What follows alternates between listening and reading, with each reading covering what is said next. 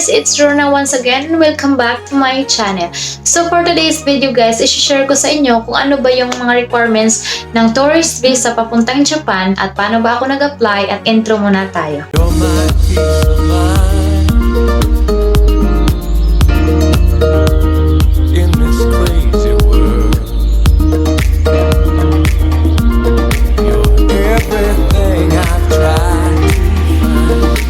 So ayan, nagbabalik na tayo guys. So, yun na ngayon, yung unang-una ay gagawin natin ay requirements muna bago tayo magkwentuhan sa kung ano yung story ko kung bakit ako na-denied. So, of course, sa ano naman talaga, dapat aware tayo kung bakit ko to ginawang video na to guys, kasi para maging aware kayo kung baka sakaling mag-apply kayo ng tourist visa puntang Japan. So, lahat naman siguro tayo gusto pumunta doon. So, baka tong video na to is very helpful for you or can help you out. So, yun yung reason kung bakit ko to sinishare. Actually, wala talaga akong plano na i-share kasi nag-apply ako ng tourist visa before we went to Thailand, I think, with my sister. So, mga last week kami pumunta ng Japan, ay ng Thailand. So, before that week, parang ganon. So, yung doon ko nalaman na denied ako sa application ko sa Japan visa. So, lahat, ayan, marami na akong pinakwento, no? So, unang-una sa requirements naman, meron tayong listahan dito, guys. Take note na lang kung halimbawa gusto mo talagang mag-apply. So, para alam mo yung mga dadalhin mo. So, unang-una, number 1 is Philippine passport, of course. Pero kailangan ng yung passport must have at least 2 blank visa pages. Kung halimbawa, baka maraming tatak na yung mga passport nyo, guys. Punong-puno na. So, just in case lang, mag-renew na kayo kung halimbawa man. So, dapat ganon. So, make sure din na yung passport natin is hindi broken kasi hindi yan siya accepted. So, ayan. So, number 2 is visa application form. Ayan. So, ito yung visa application form, guys. I have a copy in here kasi dalawa yung hiningi ko kasi just in case kung magkamali ako. So, ito siya yung Japan. Ito yung Japan visa application niya. So, makikita nyo naman na meron siyang 2x2 photo dito. Pipill upan nyo lang to guys kung ano yung ano ba yan sa buhay nyo, yung mga ganon. So susundan mo lang is ano naman is all about yourself, parang ganon. So syempre, kung may asawa ka, ilalagay mo siya din dito. Kung sino yung guarantor mo, parang ganon. So, ayan. So, yung pangatlo is yung photo. So, of course, kailangan natin ng picture na 2x2. White background. Kasi, kailangan nila dalawang kopya, guys. Kasi nga, yung isa, kung magkakaroon ka daw ng visa, kung ma-approvean ka daw, itatakata yung sa loob ng passport mo, parang na-stamp. And then, yung picture mo. And then, yung isa sa application naman. Dito ilagay. Ayan. Dito ilagay siya. So, yun siya. Dalawang photo, guys. 2x2 size. Ayan. So, number 4 is birth certificate. So, kung ikaw, single ka, dapat birth certificate mo. Parang ganon. So, and also guys, be aware din, dapat yung birth certificate nyo guys, yung mga recently lang na nakuha nyo. Like for example, 2020 tayo ngayon. Yung mga like 2019, mga ganyan. Or better nga, yung bagong PSA mo this year. Parang ganon.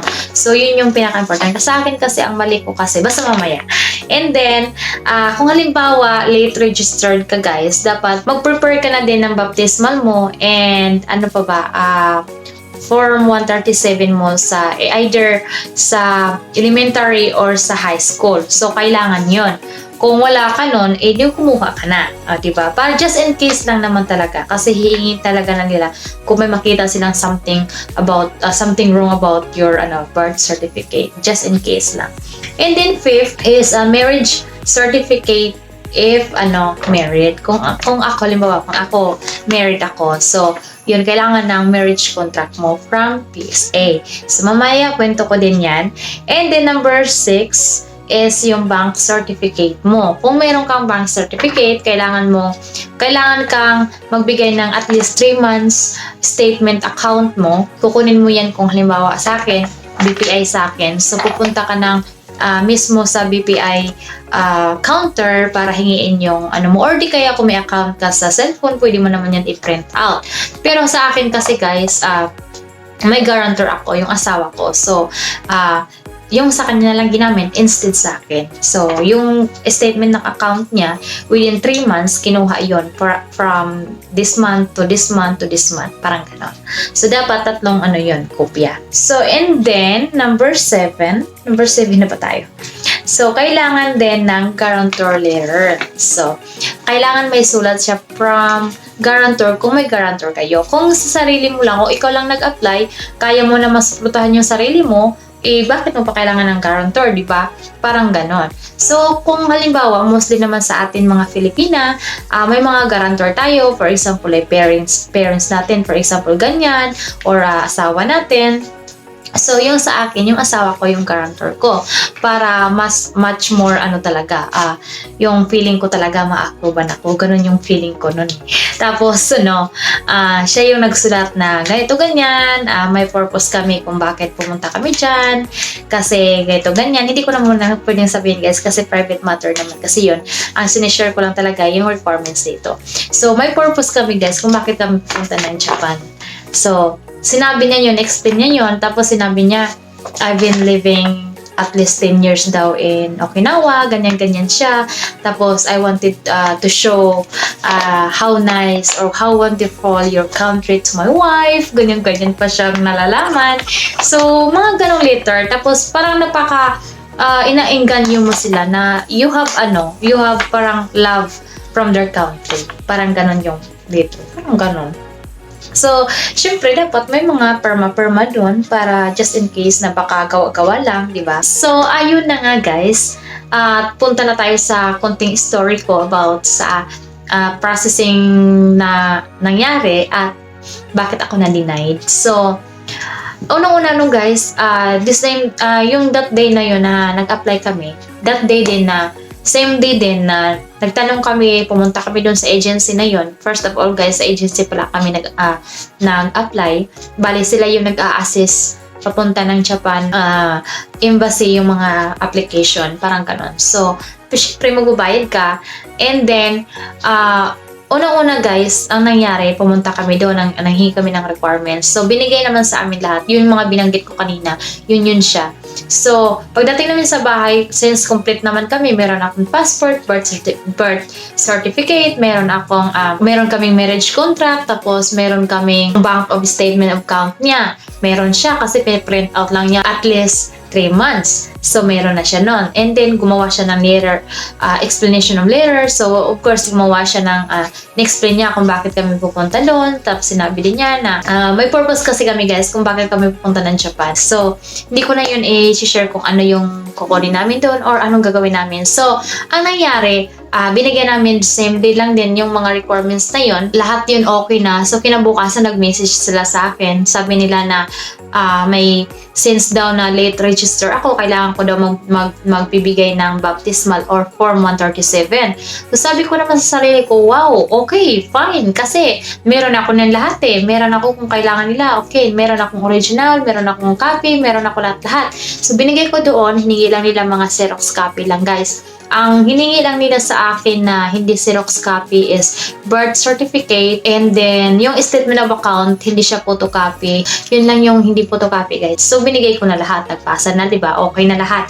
So, kinabukasan na naman guys, nag-text na naman siya. Ay, ma'am, sorry. Sabi niya, sinabi ko po pala, late register and also pala, kailangan mo ng bagong birth certificate or PSA. Sabi ko naman, ay, bakit hindi niya sinabi sa akin? So, late ko na yun nabasa. Mga 9 o'clock na nabasa ko yun. 9 o'clock in the morning. So, sabi niya, nagsuggest sila na pwede naman na sila na lang kukuha ng birth certificate ko. Pero it takes 7 days daw. Sabi ko, ay, hindi ko na yun maaantay. Kasi nga, we are in rush na nga. Kasi marami kaming asikaso ng papel. So, sabi ko, hindi, ako na lang kukuha. So, kasi kapag kukuha ako sa main ng PSA, as in, sa makukuha ko talaga the same day lang ganon. So, pumunta ako sa San Fernando kung saan kami nakatira sa Pampanga. Guys, grabe yung pila. Super haba, super haba. Maganda talaga pumunta ka doon maaga. So far guys, nakauwi ako gabi na at nakuha ko yung birth certificate ko gabi na. So, kinabukasan ko na naman siya binigay. So, of course, yung na-stuck siya, hindi siya gumagalaw. So, mga ilang days din yung nasayang guys. So, yung pinasa ko na yung birth certificate ko, so okay na. Kasi nga daw, yung birth certificate ko daw is late registered nga. So, plus, ang binigay ko sa kanila is 2015 pa pala yung birth certificate na yun. Sabi ko, bakit pa kasi nahalo yun? Akala ko talaga, makikita pala sa baba guys, meron palang date, o diba, hindi ko alam yun. So at least ngayon, aware na ako dun. Sabi, ito daw pala yung year daw dito sa baba daw. Kunyari, ito yung birth certificate, ganyan.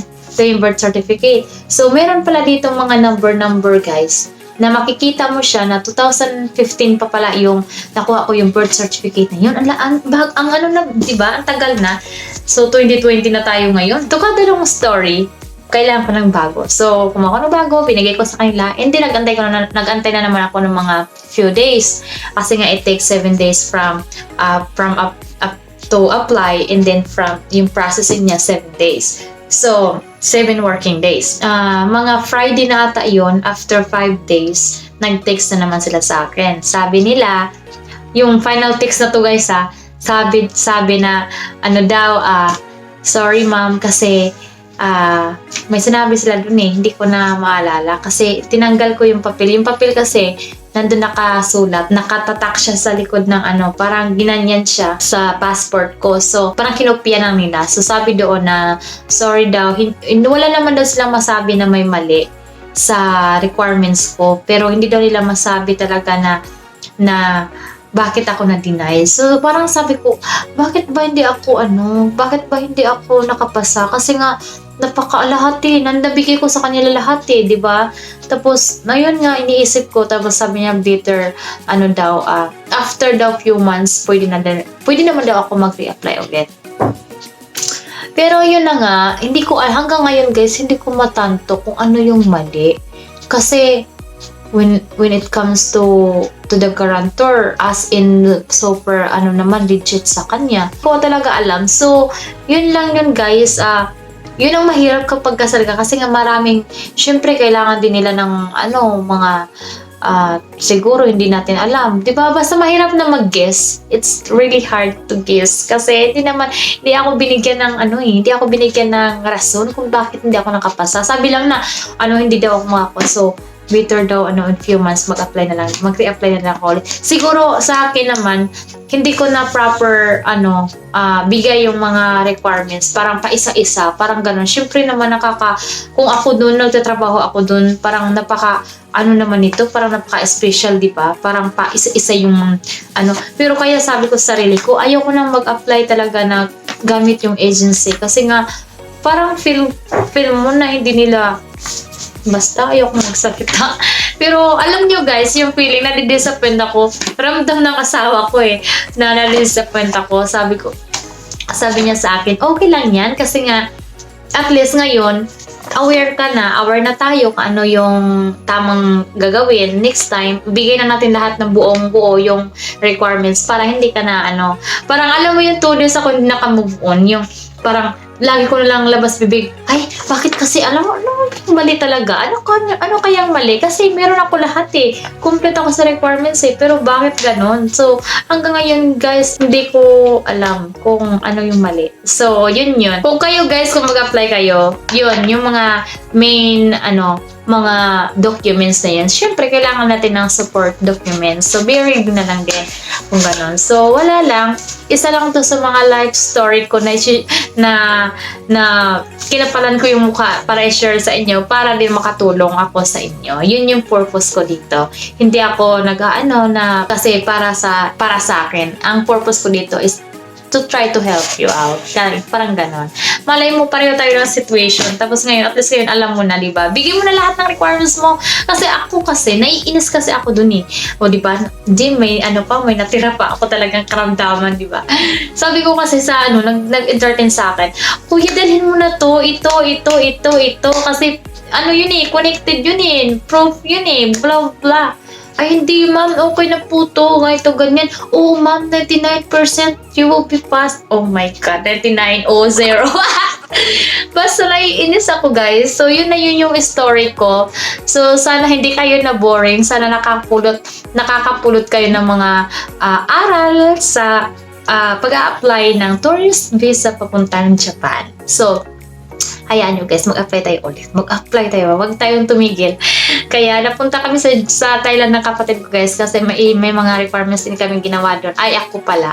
So sinama ko siya kasi nga yung asawa ko pumunta ng US. So may requirements, may ginagawa din siya mga paperworks doon. So hati kami ng trabaho. So ganun. So yun lang guys, at sana next video ko about sa Japan, makakapunta na tayo, ma-approve na tayo ng visa. So this time, denied po na tayo guys. Okay lang yan. Okay lang yan. May rason kung bakit tayo na-denied. So kaya nga siguro, kasi maraming coronavirus, sabi siguro, huwag ka muna mag-travel, huminto ka muna. Sabi ganun. So ayun na guys. By the way, sorry sa boses ko kasi medyo may upo ako, konti, kaya yung boses ko ganito. So doesn't matter, I'm feeling good now. So yun lang yun guys. At kung hindi ka pa nakapag-subscribe, kung bago ka pa dito sa channel ko na nanonood, please subscribe for more video and click the bell button so you will be notified on my next vlog.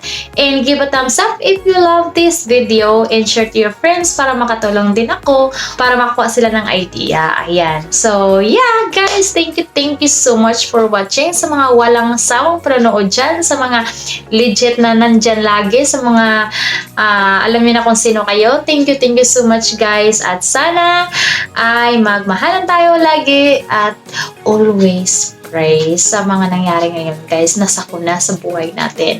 So ayun lang guys, thank you for watching. Bye bye.